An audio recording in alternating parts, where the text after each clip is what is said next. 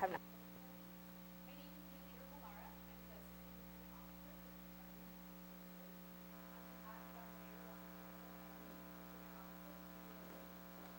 for being here today. So before coming in, we asked everyone to have a copy of my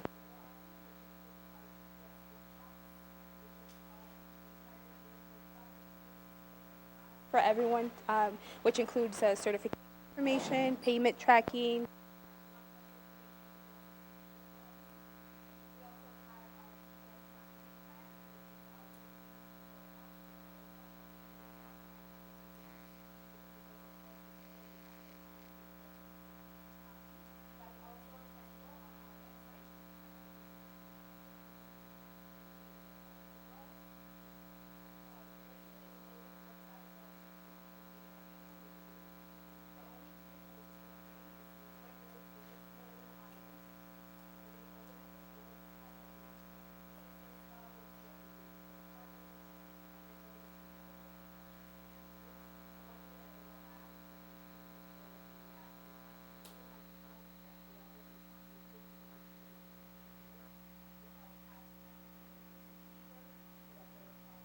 So,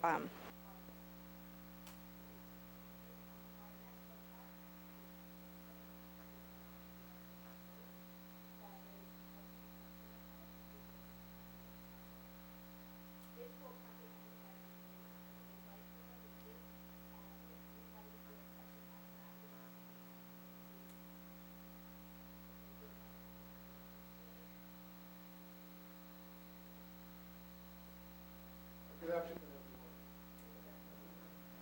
Good afternoon.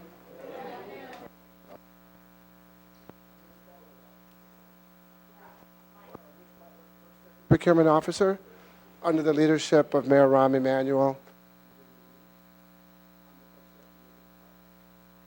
First is our staff.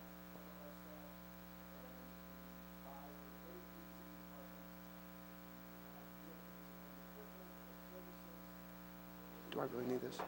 Work services, construction, demolition, back. I know you probably have some questions as to related to what that means, and we'll get into that when we get in the workshop. Roll this once a quarter, as Millie stated. This is my first one this year. I usually do them.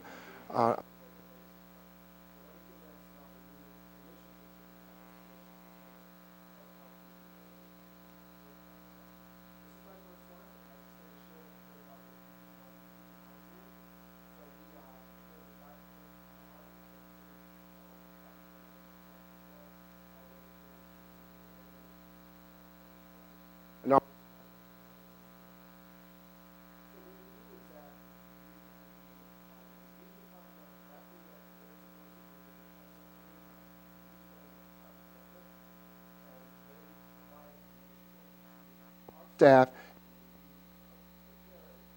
create what. So we like to give up to everyone, some of our new vendors who've never bid on our requirement, City of Chicago, down to make it more palatable. Initiatives and make it palatable for us before. And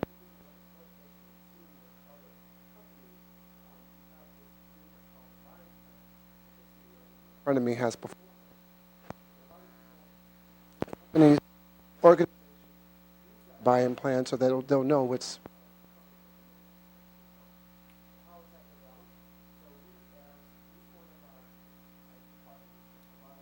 A 50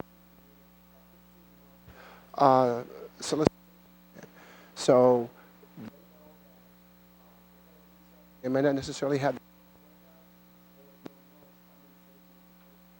7 quarter 27.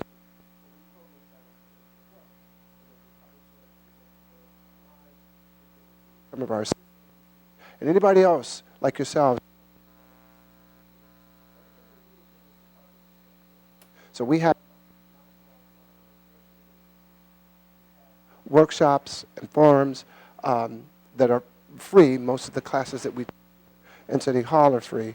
And I'm not sure if there's a sign up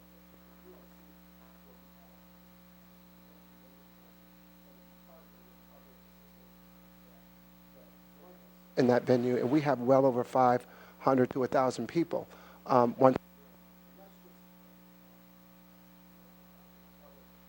workshops that we and sees. Before you leave, if you look over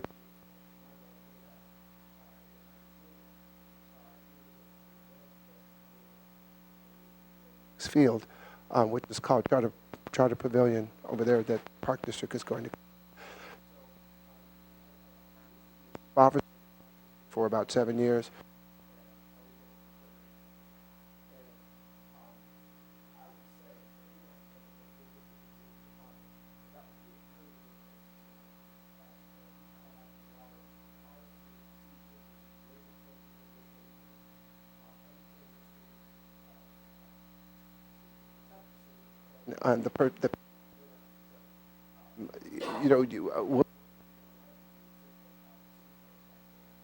Credit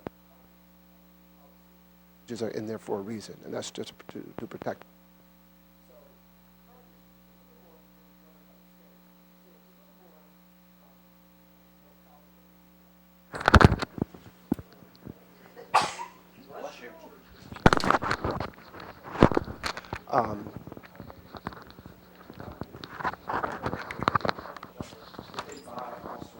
Right, and then you can development. You're gonna have to switch it because this one's going in and out on the YouTube channel.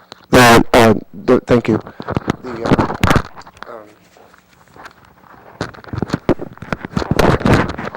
Excuse me. Parks, the development of water parks and here, I'll be fine. There, so I can use my hands. All right, so the development of water parks and other things that you see in your neighborhood parks that are responsible for the Park District. So I'm not trying to deter you from the city, but if you're a first timer and you want to bid and you want something just to get your feet wet before you come over and bid with us, fine, have at it. We have a lot of programs to fit new folks in the community who've never bid with the city of Chicago, and we make ourselves available. The Chief Procurement Officer and myself both have open door policies, or any one of my staff here, these individuals are available to call and talk about what we do and how we do it. So again, we have a staff of about 80 people upstairs. We're located in room 806. We have certification, compliance, contract administration, human resources, and marketing. And so you have me, and you have all those departments that report through our management team up to the first deputy procurement officer and, in fact, the chief procurement officer.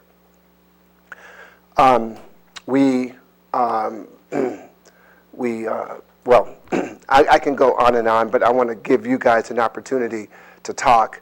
I want to hear from you, give my staff an opportunity to present what each of these ladies and gentlemen do upstairs in room 806. So are there any other questions for me? And I will be interjecting intermittently with these folks as before I introduce them.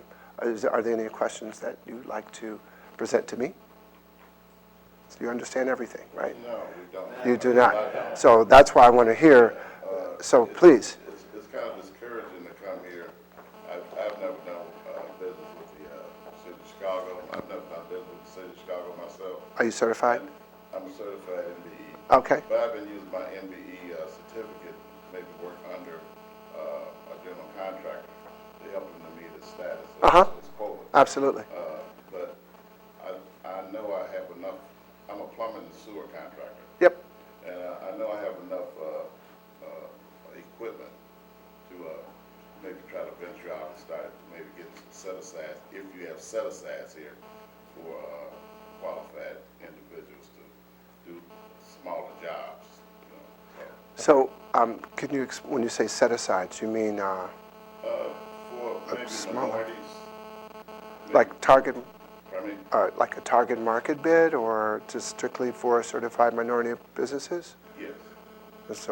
So the city has, again, in the buying plan, we list all of the contracting opportunities, and we label them. If they are going to go out and target market, then it would be posted or published in the buying plan. In order for, and Monica can speak on this when I introduce her, but in order for the city to solicit a target market bid, we have to have 3 certified companies out there in order to do that. That's absolutely correct. So it's closed to everyone else except those certified minority-owned businesses. And I believe Monica, again, will speak on this. 51% of the work has to be self-performed, and you still have to meet the W portion of that if you are, in fact, awarded a target market contract. But there's other projects that infrastructure departments like water management, 2FM, they have, and Byron can speak on this as well, SBI 1 and SBI 2, which are Small Business Initiatives 1 and 2, and they're differentiated by a specific threshold. And your SBI requirements, if you run a small business, we use that as a gauge to make sure that everyone is credible in that particular area. Yeah, I'm here to try to get involved, get some work. I understand. And there's other, and I'm sure everyone else is too, who has not been or not familiar with our process, and that's why we hold these workshops. But we encourage folks like yourselves or companies like you to come to like pre-bid conferences, like water management. Again, Byron can speak on this. May have a construction bid, and within those construction bids, there are various disciplines that have to come to the table to help the prime get the job done. So coming to a pre-bid conference doesn't necessarily mean that you're bidding on anything, but you basically are there for informational purposes. And the way you can, and our pre-bid conferences are posted on our website. I believe we also, Millie, correct me if I'm wrong, I believe we also do that through DPS alerts. And so there's lots of venues out there that we establish so that you'll know that those pre-bid conferences are occurring. Now, it may be a room full of people. It may just be 2, depending on the size of the project. So we encourage you to come to the pre-bid conferences. And we also encourage you to come to UIC Forum, which is our big event that we hold annually. And if there's, at the UIC, and if there's, and because you have a lot of prime contractors there just meandering around looking for folks like yourself to help them meet their goals.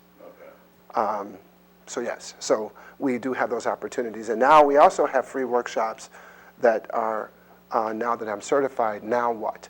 And so there's another piece of that that can certainly help you get closer to where you want to be. Okay. Well, I'm here to get involved like a lot of other people. I just want to introduce myself. Well, no, I appreciate that, and I just strongly urge that you stay at the table. Once you get to the table, stay at the table, because you will walk away with something. And it may not be what you want, but it'll be a smidget, and that smidget will turn into something larger, and into something larger, but you've got to stay at the table. Promise me that. Okay, all right. Did you have a question, sir? Well, along the lines. Yeah. Isn't every contract Speaking to the mic, sir. Isn't every contract that's bid from the city require a DBMB or WBE participation? We encourage that, yes, Excuse me, in the specifications. encourage or require? We require it, but Thank we you. encourage as much participation as we can get. Now, to your point, some of the contracts that we solicit, and Monica, again, will speak to this, some of the contracts we solicit are contract-specific goals, because we know that there's not enough in the minority community to give us a 25 and 5. So it might be 3 on the M and 2 on the W. It depends on what this young lady decides, because she approves and reviews all of our, she and the Chief Procurement Officer, our goal set. So I've been to a workshop similar to this earlier. Here?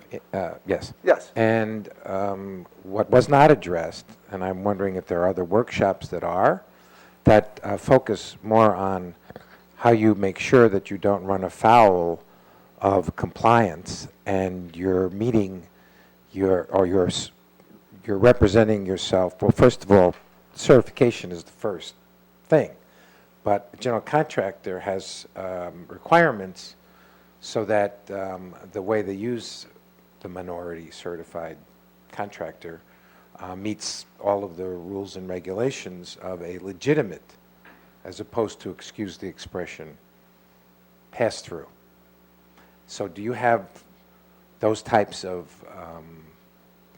seminars or whatever, is how to make sure you're crossing your T's and you're supplying the kind of work and legitimately fulfilling the requirements of both the GC and yourselves, so that compliance one someday doesn't come down and say, this isn't working the way it's supposed to. Right, I could get into that, but I don't want to steal the thunder from my staff, so I'm going to let the experts in their specific areas speak. And we're going to start with Deputy Jimenez, Monica Jimenez, and she is our compliance deputy. Thank you. In response to your question, yes, we do actually have 2 workshops relating to compliance. One is Compliance Documentation 101, which is where we introduce to our prime contractors, our potential bidders, as well as our subcontractors, how to fill out the compliance documentation when submitting a bid, either at the prime level or as a subcontractor level. And then there's also the other one in terms of reporting. Once a contract gets awarded to the prime contractor, we talk about the reporting requirements, responsibility for the prime and its subcontractors. I actually have 2 of my compliance officers today. Once a contract is awarded, a compliance plan has been reviewed and approved, then the monitoring process begins. And it not only begins with Department of Procurement Services, but it's also at the user department level who actually manages the contract, right? They're going to manage the prime contractor as well as its subcontractors. Prime contractors are report subcontractor payments into our certification and compliance system. Subcontractors come in and either report or deny that payment that has actually been made. And if there is a denial, then there's a discrepancy. How further do we go? Well, we actually have a field analyst, actually 1 vacancy right now, but we have field analysts who go out into the field to perform a commercial useful function site visit. And we actually look at the MBEs and WBEs and DBEs who are performing work on the projects and making sure that they are doing it with their own workforce, okay, with their own equipment, and it's being managed by the MBE, WBE, or DBE. So those are the enforcement mechanisms that we have and the monitoring mechanisms that we have in terms of monitoring the MBE, WBE, and DBE program. Okay, I'm sorry to monopolize this part of the conversation, but have you done anything lately, in the last several years, whatever, where usually small contractors who are certified and they're asked to do work, no offense to the city, but you don't exactly are well known for paying, the next day, being facetious, of course, but when the GC says you're going to get paid when I get paid, there could be 120 to 150 days, and meantime, I have to pay my payroll every week. So do you have assistance available to small certified contractors, so that if the only way they're going to end up getting a deal is if they have to fund themselves, which, if I remember correctly, is one of the criteria for compliance. You have to be able to financially fund yourself, which I find to be somewhat contradictory, since if you're a small contractor, how do you fund $100,000 a week in payroll? Again, just being, a little extreme, but do you have that type of assistance to small contractors? And Mayor, I don't mean to cut you off, but Do you want us to answer his question first? Do you want to add to? no, I just wanted to say, that's one of the reasons why I've been kind of shying away from the city of Chicago, because it takes so long, from my understanding, from a lot of people to get paid, just like he's saying. It takes, to find out where your funding is. Understood. If you don't have it, if you can't afford to finance it yourself. Okay. All right, so we'll come back to you, but we're going to go back to your question. So within our contract documents, there is terms in there for payment clause. And that payment clause, I believe, not looking at it, I'm going to say maybe 60 to 90 days. Don't quote me. And so what the city tries and the user departments try to do is that if there aren't milestone payments that are involved, and that seems to take a while, especially in the construction area, because You have the base contract, and I'm going to let Byron speak on this portion in a minute. But there's change orders that go throughout. And every time there's a change order that's submitted by the user department, I mean, that goes as a PCM, which is a proposed contract modification, and then it turns into a contract mod, and then it becomes part of the contract, and then that portion of the money or time or both then rolls up to the main contract, and now you can bill for that. Now Byron can speak on that a little bit more as we go forward, but our process improvement, and your situation is a little bit different than what he's saying, but process improvement is that we have a new e-procurement system that's coming on board, and we're right in the middle of it, and we're going to be rolling it out officially probably within the next 3 months, and that is really going to procurement is really going to shave down some of the time that it takes for the prime to get paid, because it's our understanding that the prime won't pay the sub until the prime is paid by the city. Far and few between. Sometimes you'll get a good prime contractor that you work with, and they'll pay you and then wait for our money to come to theirs. Quite often, I get a lot of phone calls from minority subcontractors because they haven't been paid. So, and that could be for various reasons. So we look into the system and we'll see if there's a pay draw or pay estimate gone out to the prime, and then we will notify the prime. We barely deal with the subs. I tell the sub, I've got your information, we'll work with the prime, and if the prime is typically waiting on their check, then we'll kick it up, get it to them, and then they're supposed to pay it. Because they have to report their payments within C2, and Monica's responsible for that system, so she can monitor and see that the prime is actually reporting the payments made. Okay, so again, you brought up another issue, and not to belabor it, but since I've been involved in this, okay, one of the criteria, unless things have changed, is again, even though the GC may be paid in 60 to 90 days, which I think from my experience, what I've heard from people, when you pay in 60 to 90 days, you should go to church and say thank you. But even having said that, one of the criteria is that the minority is supposed to be financially viable to support his work without relying on the GC. That's part of the compliance requirement. Am I correct? I think that's part of a business requirement, period. It's not part of a compliance requirement. If this is...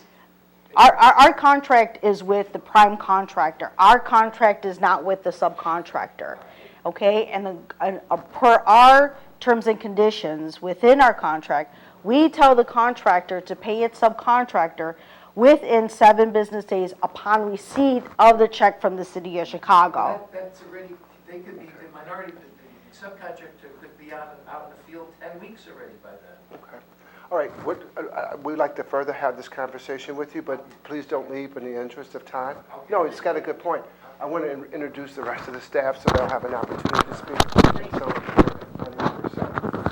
So we want to start, Habib is the Assistant Procurement Officer for the Aviation Unit, so O'Hare and Midway, is Habib Rahman. And then we have John O'Brien, who is the Deputy over Work Services, Vehicles, Heavy Equipment, Professional Services. We have Cordell, who is a Senior Compliance Officer, Certification Compliance Officer in certification. Gary Bell is our Assistant Procurement Officer in construction, demolition, small orders, commodities, and anything else you can buy over there in that area. Okay. And then you met Monica. And Counsel Glavin, Terry Glavin is one of our contract reviewing attorneys. And as I tell everybody, when we conduct these, he helps us stay out of jail. So he gets a lot of information and vets us and advises us as we need it. So with that, further ado, Habib, please, and stay the cameras. Good afternoon, everyone, and welcome to our DPS workshop. I appreciate everyone's time, and my responsibilities are for aviation group. We take care of airport projects, which consist of construction, work services, design contracts, and sound installation program contracts, and we will be very happy to get more about participation on those projects. My name is Habib Rahman, and my telephone number is area code 312-741. Any questions about airport projects, we can discuss in great details. And we also have our projects on the city's website. We have fine plans, see our airport projects. You can also look into our bid opportunity list. We have recently advertised project for airport, and you can bid on construction, you can bid as prime, you can bid as subcontractor as well. And yes, Do you have a card or? I will. I'd like your phone. Yes, I will give you card also within a few minutes. My phone number is, first of all, my name is Habib, Habib, last name Rehman, and my telephone number is 312-744-4915. Thank you very much. Most welcome. If I may interject here a bit, so Habib, again, he and his unit, his deputy, they buy for O'Hare Midway Airport, so I don't know if you guys made it to their outreach event that they had last Friday at UIC.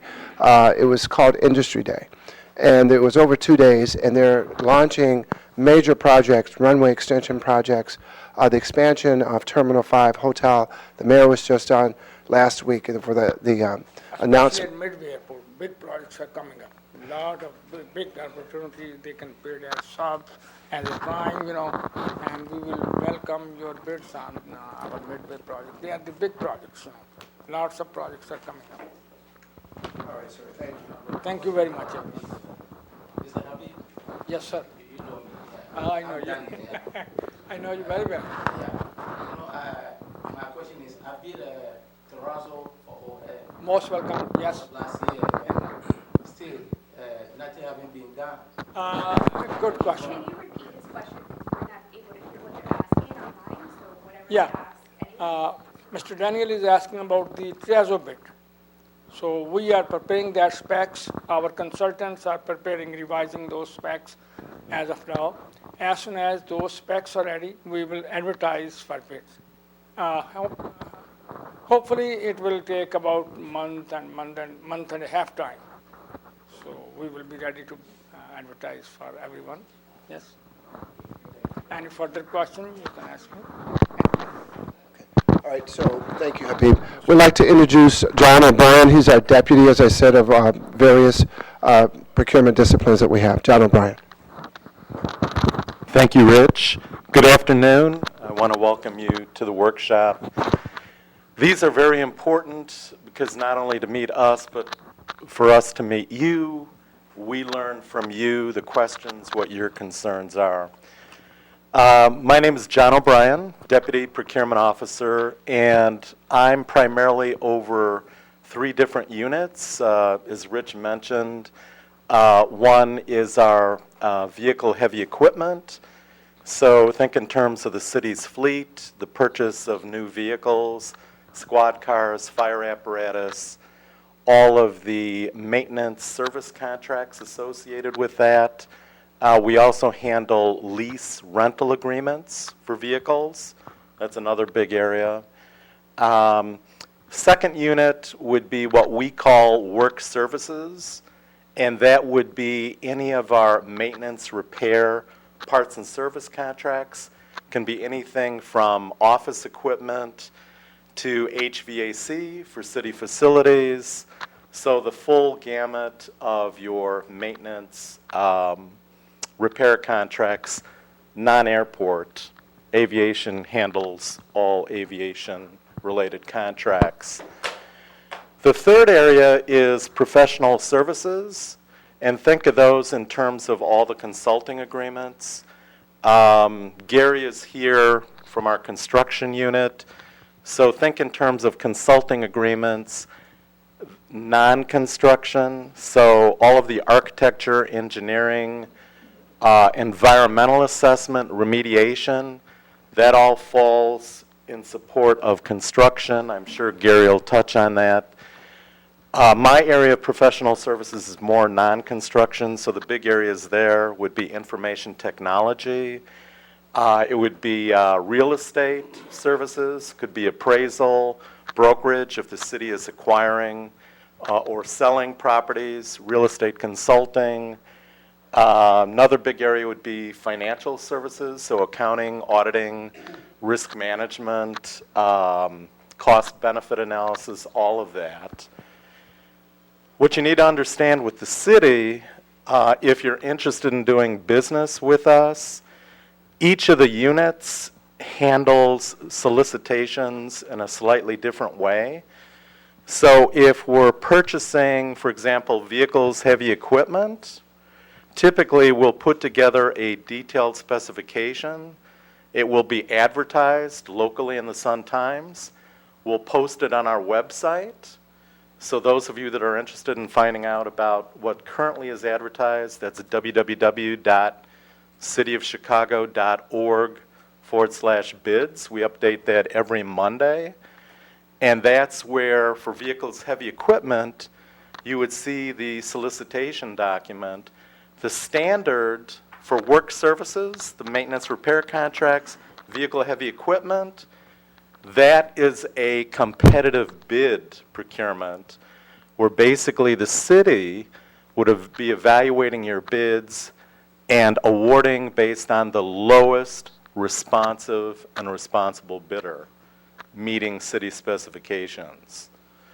So Rich pointed out something that's very important. If you pick up a specification and you're interested in bidding on it, whether as a prime or a sub, usually on our website we will post the pre-bid conference date, time, and place. I highly recommend that you attend that conference because you have an opportunity to meet the city officials. It's a Q&A session, so if you need clarification, questions, we'll compile those questions. Typically there would be an addendum issued and posted on our website. So we're trying to level the playing field, make the information available to all bidders, whether they're in attendance at the conference or not. But also, very importantly, it's a networking opportunity for your business, because firms that attend the pre-bid conference, chances are they're serious about bidding, either as a prime or maybe they're looking at subcontracting or partnering opportunities. The same thing for your business. So I highly encourage you to attend the pre-bid conference. Typically, they're not mandatory, but I think you can gain a lot of information.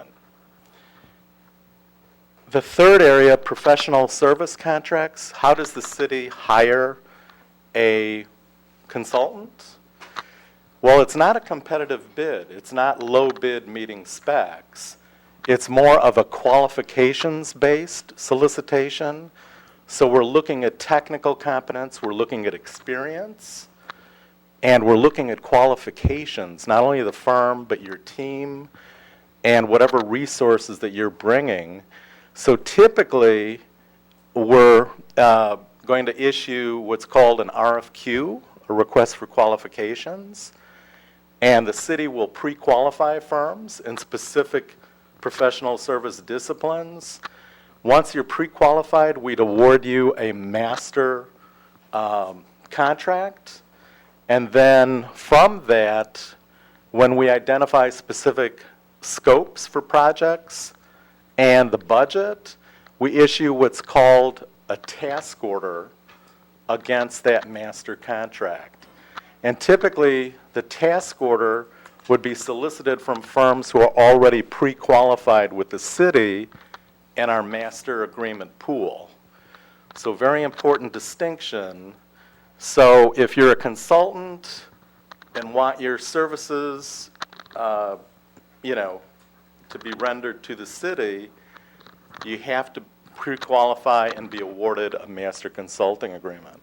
Now the other way would be what we call a request for proposal, RFP, and that would be for specific projects where maybe we don't want to solicit just from the pre-qualified pool. We want to open it to the universe of firms. We'll publicly advertise it, and make the RFP available. And now, Rich had mentioned with e-procurement and so on, kind of as a precursor to that, we already have our specifications, our RFPs, RFQs posted online on our website. So you don't necessarily have to come in to pick up documents. You can go right to the website. You can view, download, and print. So we're trying to make it as convenient as possible for firms that want to do business with us. And also, the mayor, it's very important, transparency in government. So you want to get all of this information posted, available, and easily accessible to companies. So that's one of our goals. Once again, my name is John O'Brien. If you need my phone number, feel free to ask afterwards. We're on the website. You can look me up under professional services, work services, or vehicle heavy equipment. It's on the website. Yes, sir. It's my thing, a lot of construction contracts, you have to be a union shop. Is that the same for the maintenance and service agreements contracts? The requirements, typically, most city specifications do not specify specific union requirements. We have in there requirements depending on the type of work, prevailing wage, there's living wage, minimum wage. So my best advice to you would be to read the city specification very closely and what the requirements are.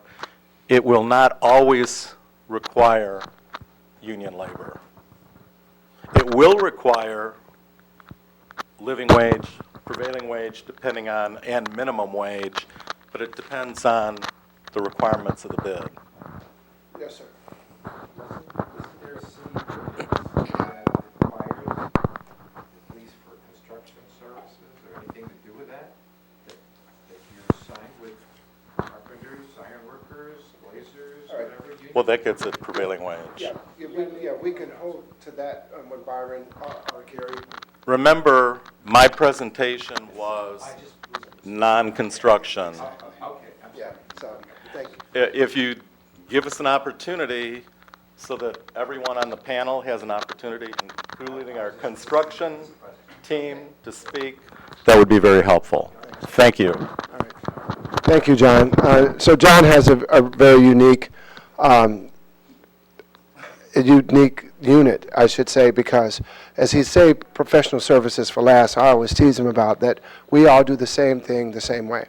So when you get down to professional services, that's the only unit within the city's, in our procurement department, that behaves a little bit different from the other units. So that's why he divorced himself from that comment. However, Gary would speak on that. So it's a good segue after Deputy O'Brien, Assistant Procurement Officer Gary Bell. Again, Gary can speak more to, as John referred to, as the A&E portion, non-professional services, but professional services. Gary, you have to step over here for the camera.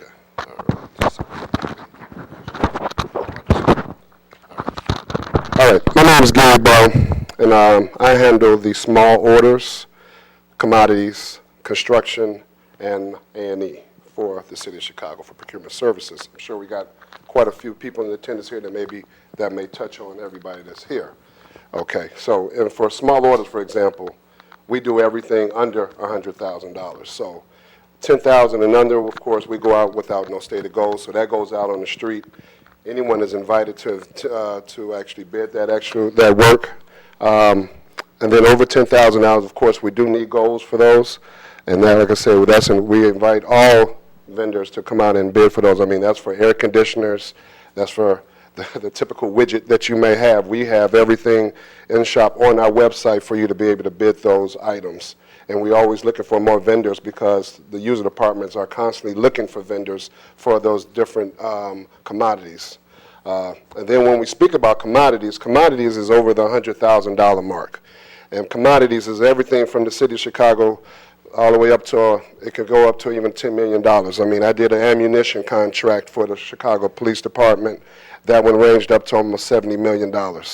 just so you know. So these are the type of things that we deal with on a daily basis. So we encourage you to go to our website to visit and be a part of that, those opportunities.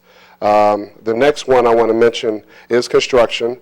As we've touched on, you got the different opportunities, the SBI programs, which is $3 million and under. Then you got the SBI 2, which is $3 million and over. That's great opportunities for anyone of the small business enterprise. But also we have so many other different opportunities for the businesses on our target market program. We want to encourage businesses to look at those opportunities because the target market gives you the excellent opportunity, 51% you must do the work to perform in those different projects. I mean, we handle it more for all the departments, but our biggest contracting departments are Department of Transportation, Water Department, Fleet and Facility. And what does that mean? So water, we handle all of the city infrastructure, but CDOT then comes on top and they do all the sidewalks and all the roads. Fleet and Facility does all the maintenance of all the buildings in the city of Chicago that are owned by the city of Chicago, just so we're clear. Okay? So there's great opportunities there. But I want to segue back. I also handle architecture and engineering. And what happens there? Architecture engineering is an opportunity for the various consultant businesses to be able to design all the business, all the different infrastructure for the city of Chicago.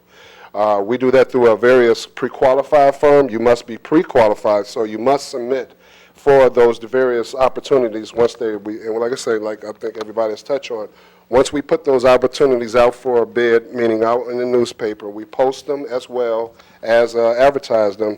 That gives all the firms the opportunity to be pre-qualified, which Brian mentioned about. It's called an MCA. We provide them with a master consultant agreement. This could be for up to 3-5 years that you're responsible for a given task. And this can be in plumbing. This can be in engineering. This could be in electrical. This could be in infrastructure, designing bridges. So it's a vast array of what we do. And then it turns it over. Then once those projects are designed, it moves over into the construction phase.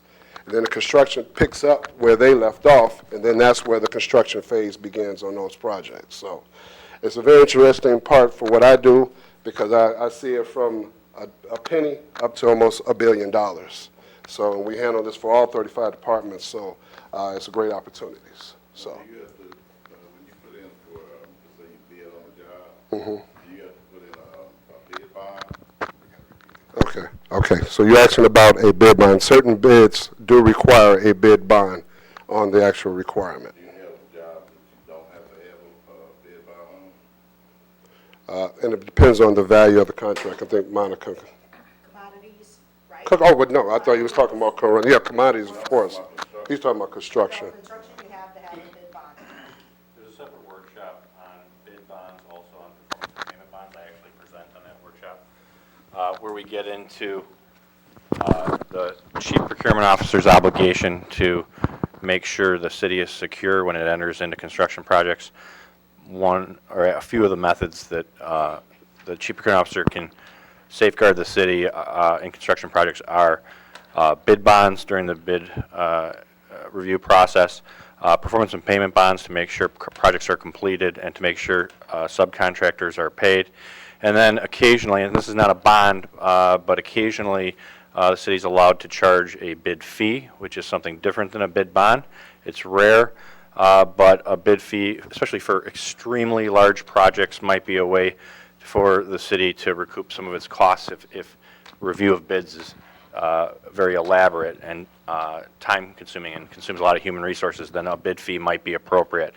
They're rare, but they can occur. So there's a separate bid shop workshop on bids, bid bonds, bid fees, performance payment bonds. I'll be happy to talk with you more afterwards if you're interested in any of those topics. And just to be clear, performance payment bonds are required by the bidder, not its subcontractors, okay? It's a requirement for the actual bidder, but not its subcontractors who are performing on the contract. Insurance requirements are different. We may require insurance not only from the bidder, but also its subcontractors. And as I mentioned earlier, just remember, any of those obligations will be specified in the solicitation documents, in the specifications. So we always say, read every word of those solicitation documents. Make sure wherever the documents say you must do something, that you absolutely do it. If it says you should do something, I would side on doing it.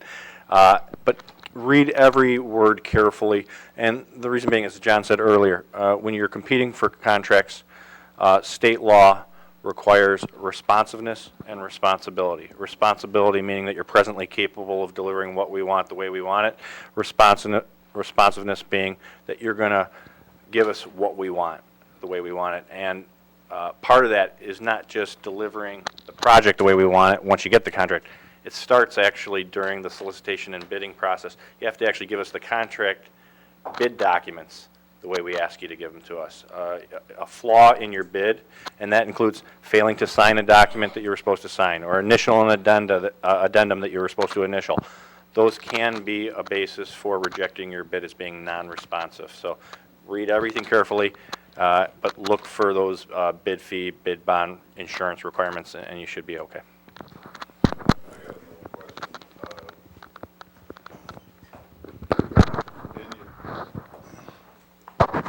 In your construction phase of whether it's the Department of Water Management or I guess the water manager, would it cover the sewers and the water? Do you have a list of contractors that do emergency water main breaks or sewer breaks for you? And if you do, how do you go about getting on that list? And if you are on that list, do you have to have a bond up? I mean, other than your insurance, I know you have to have insurance, certificate of insurance. All right. Oh, do you have it? No, I just want to touch on too. But we have a pre-qualified pool as well for the water mains. Actually, we just went out not too long ago for those vendors. That is strictly enforced with maintaining all of the water main disciplines. So when you have a water main break, that can then tie into construction aspects of it. And now, how do we answer that? I would have to actually defer to my superior, Byron Whitaker, on the emergency side of things, because I procure on the bid side. So on the emergency side, we used to, and I think maybe 10, 15 years ago, we had emergency contracts, but I don't know if we've touched on that like that yet. Thanks, Gary. So, yes, as Gary stated, there is a process for emergency contracts, but however, in the middle of the night, if a water main should break, the user department, or in this case, water department, would notify either me or the city's chief procurement officer that there is an emergency. So they're not going to wait till Monday morning, right? They're going to call their forces, whoever they call, to go out there and get the work done. And then if it's not an existing contractor, as Gary stated, because that was unforeseen at the time of the bid, so they would have to do a change order, which would be a PCM, and they would follow through immediately with that particular contractor, because it sounds like that we have a water main contractor, but so they would probably call them out. Now, very rare, the departments try to cover the universe of all their needs so that we don't have to do an emergency contract. But by ordinance, there is an ordinance that allows us to do an emergency contract, which is a whole different procedure. But departments have been very good about covering their immediate needs, so we haven't seen an emergency contract here probably in a couple of years or so. Did I answer your question? Yeah. Okay. All right, I want to introduce the remainder of the staff. You guys had a little bit from Terry, but we'll go back to Terry in a moment. But I'd like to introduce Senior Certification Compliance Officer Cordell McGarry in our certification unit. Cordell? The camera's about right here, so I hope I don't break it. Good afternoon, everybody. And my name is Cordell McGarry. I'm a Senior Certification Officer in the Certification Division of the Department of Procurement Services. I have to make this observation because I've had the pleasure of doing this workshop several times now, and I'm always fascinated to hear my colleagues talk about what we do, because we do a whole lot, and we spend a whole lot of money. And I like that because that kind of justifies my being here, too, because I work for the Certification Division, and we have an obligation to try to work with small businesses to provide them with opportunities to perhaps participate in those opportunities for contracts and the like. So what we do In our department, in our division rather, we're responsible for the administration of 5 certification programs that are designed, as John mentioned earlier, to try to create a level playing field for businesses to participate in these opportunities. 3 of those programs are local and 2 are federal. We use acronyms a lot, and you've heard some of them this afternoon. I'll kind of go through them real quickly. On our local side, we have what's called the MBE, or Minority-Owned Business Program, the WBE, or Women-Owned Business Program, and one program for people with disabilities called Business Enterprises for People with Disabilities. Those are our local programs, and they're governed under local ordinance. We have 2 federal programs called DBE, or Disadvantaged Business Enterprise, as well as ACDBE for Airport Concession Disadvantaged Business Enterprise. And the distinction between the local and federal programs pertain to opportunities. We have a corporate budget. We spend roughly $2.3 billion annually on goods and services. A lot of that comes out of our corporate budget, and that's governed by the local programs. We also receive federal dollars from the Department of Transportation, which helps us to maintain our roads and also provide opportunities at the airport. Those are federal dollars, and we have federal programs to try to assist small businesses in the participation of those opportunities as well. We are responsible for determining the eligibility of businesses to participate as an MBE, WBE, or DBE, as you will. And basically what we look for are small businesses that are owned and controlled by minorities or women. Then they're certified in a particular area of expertise or specialty, and they control that opportunity and activity. So basically that's what we do. We require that businesses are owned at least 51% by those eligible individuals, that they have knowledge of the area that they seek to be certified in. For example, if Cordell McGarry decided to go into the plumbing business, I would hopefully have some expertise in being a plumber. I would hopefully have the honesty, no offense, ownership and control of the business itself and be able to make decisions affecting its operation. We also look for, again, opportunities to try to provide avenues for participation, not just in the public sector, but also the private sector. There are a lot of our private sector institutions that will accept our certifications. And their own supplier diversity programs as well, so the certification has a value even beyond the confines of the city. Through our local programs, we participate with other agencies like Cook County. So contract opportunities that are available at Cook County, they also recognize our MBE and WBEs. As also our sister agencies like the Park District that Rich mentioned earlier, Board of Education. They all have procurement opportunities, and they're looking for minority and women-owned businesses. So our certification programs have value there as well. So what we're talking about trying to do is create opportunity. And to that end, our certification programs are a tool for your tool belt. They're not a guarantee of business, but most certainly they're good to have when that opportunity comes about. And you're talking to people right now who are telling you about a lot of opportunities. So this is the right place to be. That basically gives you a summary of what we do in our end of it. My name again is Cordell McGarry. My phone number is 312-744-7666. And I'll be more than happy to answer any questions that you have. 7666. We have a general number, that's 312-744-4900. And let me mention, too, that there's an application process for getting certified. That application process normally takes, on average, 90 days for the submission of all of your application and supporting documentation. And we've been pretty good at meeting that deadline of late, so most certainly we will try to provide you with a service. We also allow you to do this online to make it as easy as possible. So if you're interested in learning more about our programs and even start your online application process, let me give you the website for that. That's www.chicago.mwdbe.com. And again, I'll be around if you guys have any questions. So, I believe the young lady here on the end had a question. yes. I was just going to ask if you offer workshops or assistance with certification. We do. The question was, do we have any workshops that offer assistance? And we do have a workshop coming up next week, how to get certified. We also have a relationship with several of our sister agencies like the Chatham Business Association, South Shore Chamber of Commerce, HACIA, that also provides business support in counsel and preparing applications. And we also have another department right next door to ours called Business Affairs and Licensing that I would say most certainly if you get a chance, stop by and see them. We have a person on staff that will help you answer basic certification questions and even help you with some questions with regard to the application. But they also have a number of resources for small businesses like microloans, law counseling that also can be a benefit as well. You know,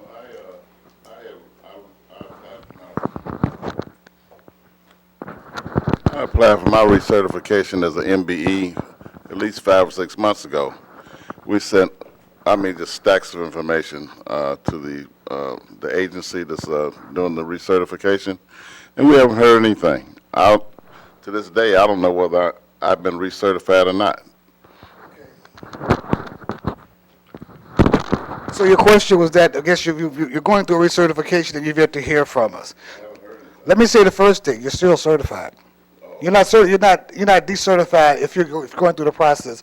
Your certification is still as valid until such time as we complete that review of your application. So let me say that first and foremost.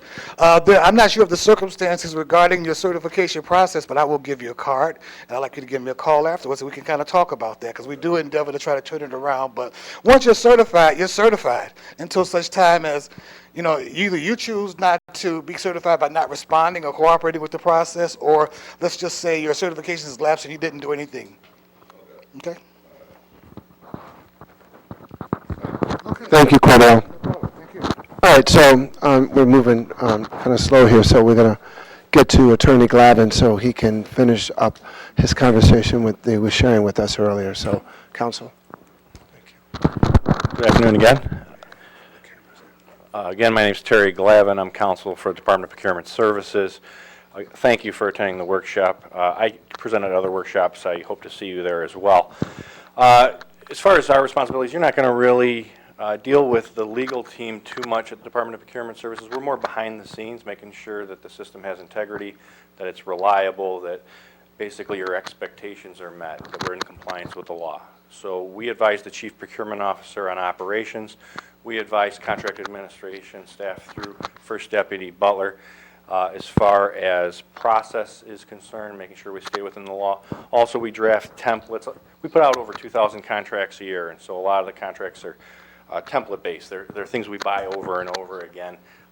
While some units, like John's unit, are buying into new areas, especially with technology, there are, at the same time, a lot of things that the city's been buying for years and years, including maintenance and repair.